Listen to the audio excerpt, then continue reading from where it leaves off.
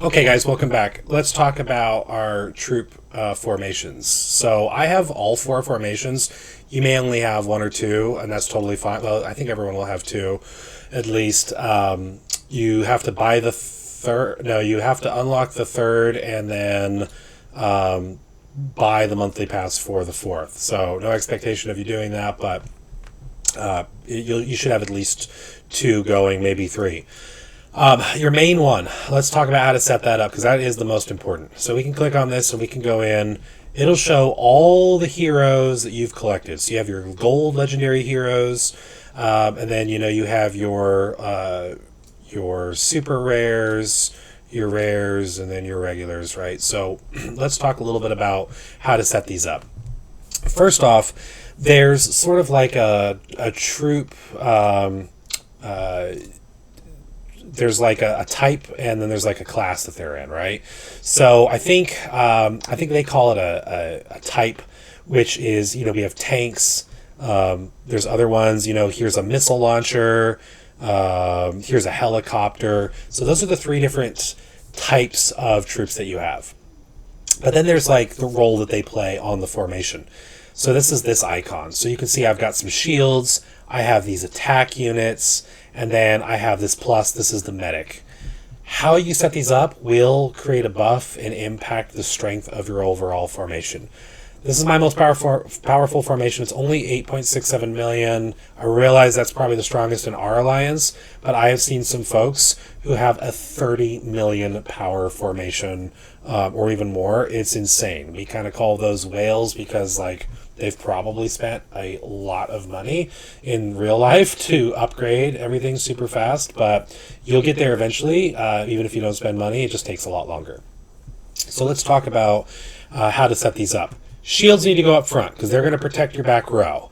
Back corners, make sure those are your attackers so that they're shooting, weapons and stuff, missiles or whatever at the enemy that you're fighting.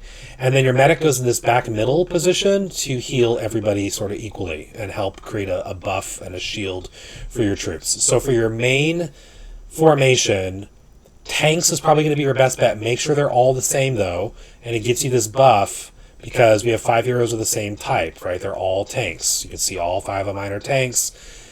Tanks beat missiles, missiles beat helicopters, helicopters beat tanks. So if you're going up against a person and they have a formation that is made of one of these, it's kind of like rock, paper, scissors, you might send a certain type of troop to fight them. I'll tell you right now, with where our server's at and where our alliance is at, most of you, your best bet is just going to be to focus on your tanks. So even my formation, all 5 are tanks, shields up front, attackers on the corners, medic in the back middle. That's how you want to structure it. My second formation, I also have all tanks, and you can see I've got them set up the same way, but they're all just weaker. Still got 5 million out of this, not bad. So this is the one that I do martial events with. I'll start a rally with that one to allow you guys to get more martial points. You guys can join with your bases, and I'm not stealing all of the advantages for that. I try to use this one to start my rallies. You can see my helicopter formation here. So again, I have it set up the same way. I don't have a good medic, so I just have 3 attackers on the back row, but ideally that's how it would be set up. And then I have this 4th, so I have my missile launchers on this one, and you can see, again, kind of what that looks like. But make sure you're structuring them that way. Now let's talk about upgrading your heroes themselves.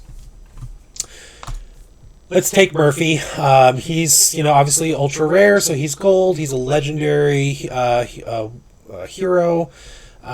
Because he is defense, the right gear slots are going to be the most important. Shield, obviously, that makes sense. Shield.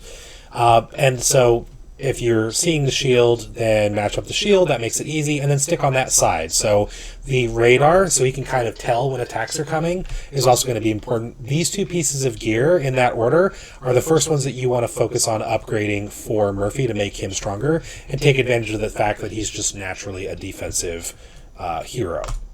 Same with Williams. I'd want to focus on those. Kimberly's attack. So you're going to switch to the other side, and you're going to want to do your cannon first and then your data chip to make her stronger. And so for your attack heroes, make sure you focus on top left and then bottom left for those gear slots, getting those upgraded as fast as possible. For your medic, I just duplicate and do the same thing that I do for defense. So shield, radar, then cannon, then data chip. So that's the order that you would want to do the legendary gear on. So when you think about, like, what does that look like? When we were talking earlier today, and let's see if I can go back and find it. We were talking earlier today about, go attack a non-alliance base, send me your battle report so I can take a look at it, and then I think I showed you guys what mine looks like. If you go look at this, you can see, again, I've got my shield up front, attackers on the corners, and then you can kind of see where I've got all of my gear. So it's just, when you send this to me, I can take a look for you, and I can give you some customized advice on what that looks like. But again, for any of your attackers, focus on, like, I would get, for my defense, I would go shield, and then I would shield, and then for my attacker, I would go cannon, and for my hero, or for my medic, I would go shield, and then for Kimberly, since she's an attacker, I would do cannon. So everybody would have one piece of gear that matches their skill set. Then I would go and give everybody a second piece of gear, and then give everybody a third piece of gear, and then everybody, obviously I'm working on the last fourth piece of gear for my last hero that does it legendary. That's kind of the order that you want to go on. Just make sure you're putting the right gear on the right person that takes advantage of their natural skill and ability for the type of hero that they are. As you're upgrading your actual gear itself, once it's on there, go in increments of 10. You can see I've got 20s. I'm working on this one, but 20s, 20, 20, 20, 10, 30, 20. Every 10 levels, you get a buff. So don't have like two that are 15. Get 1 to 10 and 1 at 20. You'll be better off. Just doing them in increments, each one in increments of 10. Once you start working on one, keep going until it's at that next level of 10, and then start on another lower piece of gear. You will notice, if you go look at any of my other heroes, that I don't really have any gear on them. So, like, if we go look at any of these others, no gear. I have gear available that I could assign, but I'm not going to. So what I'm going to do instead is I'm going to go to my gear factory, and I'm going to go and dismantle any pieces of gear that I collect. I'm going to just dismantle them. Just get rid of everything, except for what's on your main formation. Until your main formation's maxed out and everybody's got legendary gear, dismantle everything else. Because your secondary formations, you really should just be mining with those. Don't worry about fighting with those. Send them out to mine. They don't need the gear. Dismantle any gear pieces that you have. Go to merge. Consolidate everything. Build up the number of dielectric ceramics that you have. And once you get to 750, you can go craft a cannon, a shield, a data chip, or a radar. Like I'm working on Mason's last legendary piece of gear. You can go craft that. I know it's counterintuitive to take gear off of other players, but just make that your focus, and you will have legendary gear for your entire squad within several weeks. Like, just make that your focus. Once you've got your first whole formation completely decked out in legendary gear, then start adding legendary gear to your second formation and so on. But in the meantime, they don't need it. Make one squad, your dream team. Make that your focus. And if you follow those steps, you'll have a really strong main formation of troops that will do a lot of damage for you.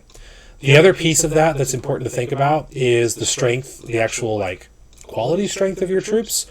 So in your barracks, we've talked about staggering your upgrades. So again, I've got these barracks training level 6s. This one's training promoting them to 7s. This one's promoting them to 8s.